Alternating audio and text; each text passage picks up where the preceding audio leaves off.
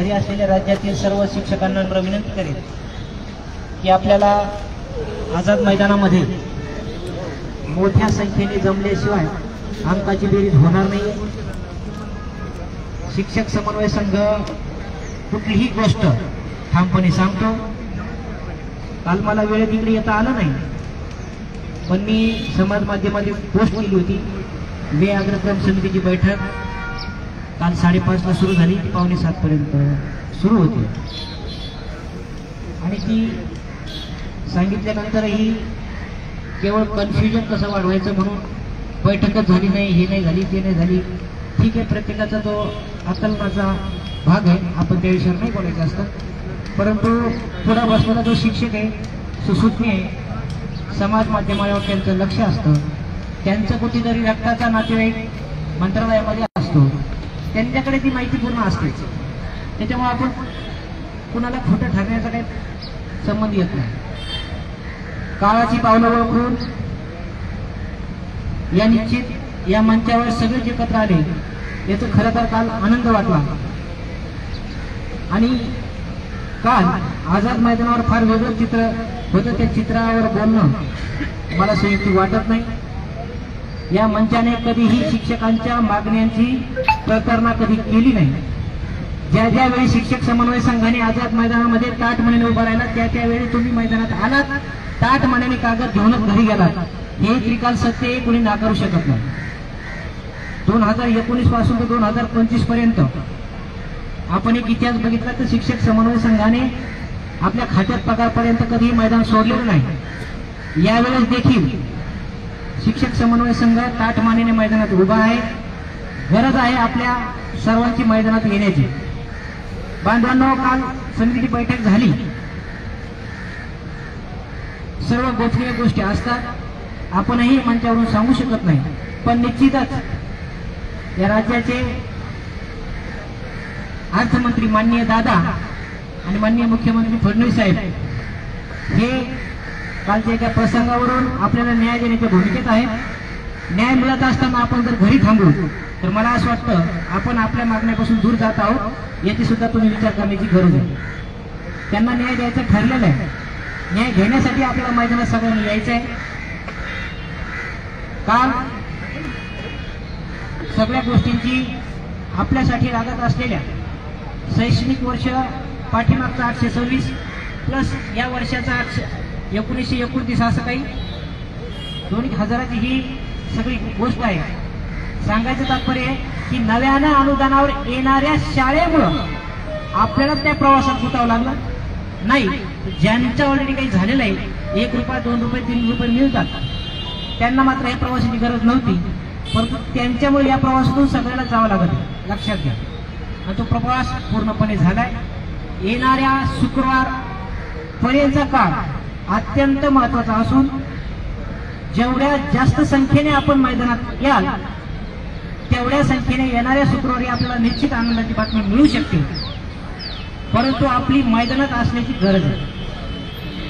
अनेक गोष्टी शिष्टमंडळ येते, शिष्टमंडळ त्या विषयावर बोलेल, शिष्टमंडळाच्या अपरोक्ष आपण बोलणं शिक्षक समन्वय संघाने तो प्रोटोकॉल मोडणं असं होईल, म्हणून मी त्या विषयावर सध्या काही बोलत नाहीये।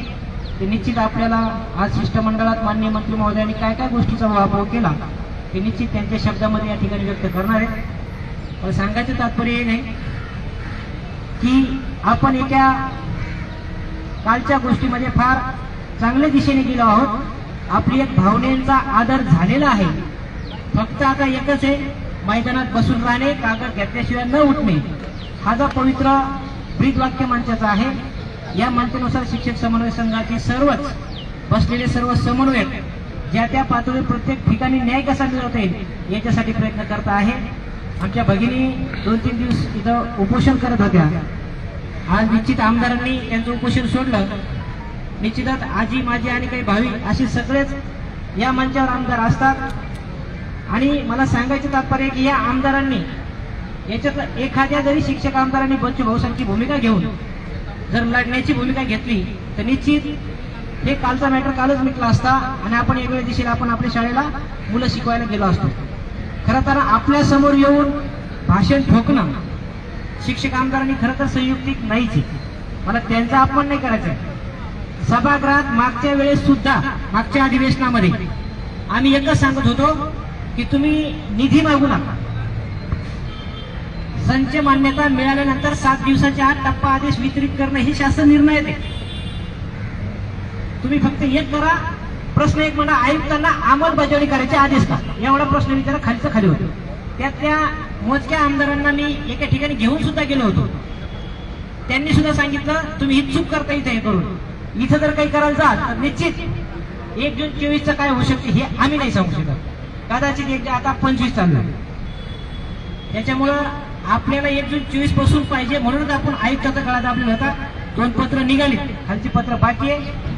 दरम्यान आंदोलन लागलं म्हणून राहुलजींना आम्ही सांगितलं की आता आपण एक काम करतो, सध्या या विषयावर स्टॉप. सांगायचं आहे की त्या लेखाशीर्षामधूनच पैसा खर्च होऊ शकतो हे आम्हाला पुण्यात कळलं. ज्यावेळेस मान्य आयुक्त आणि अर्थ विभागाचे तिथले संबंधित अधिकारी बैठक केली, आम्ही त्यांना एकच म्हणलं, लेखाशीर्षामधून खर्च करण्यासाठी पैसे आहेत की नाही, तुम्ही किती शाळांना या शासन निर्णयानुसार अनुदान देऊ शकता. ते म्हणजे 50 ते 100 शाळांना देऊ शकतो. परंतु त्यावेळी मेन अडचण होती अघोषित शाळेची. त्यांच्यामुळे हा प्रस्ताव आम्हाला पुढे पाठवावा लागेल. त्याच्यानंतर 50 ते 100 शाळा सांगितल्यानंतर आम्ही त्यांना एकच बोललो होतो की 8 विभागातल्या फक्त 8च शाळांना 1 जून 24 पासून देय करा, बाकीचे जुलै अधिवेशनात काय करायचं ते आपण पुढे बघू. साधा सरळ सोपा विषय होता. ते पटलं त्यांना.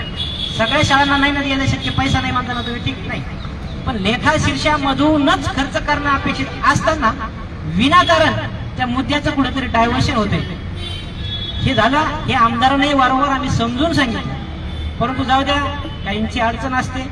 काही म्हणे आम्हाला आमच्या पातळीवर आमच्या पद्धतीने लढायचंय. सभागृहात लढलेत, आउटपुट गेल्या सभागृहातला काहीही नाही.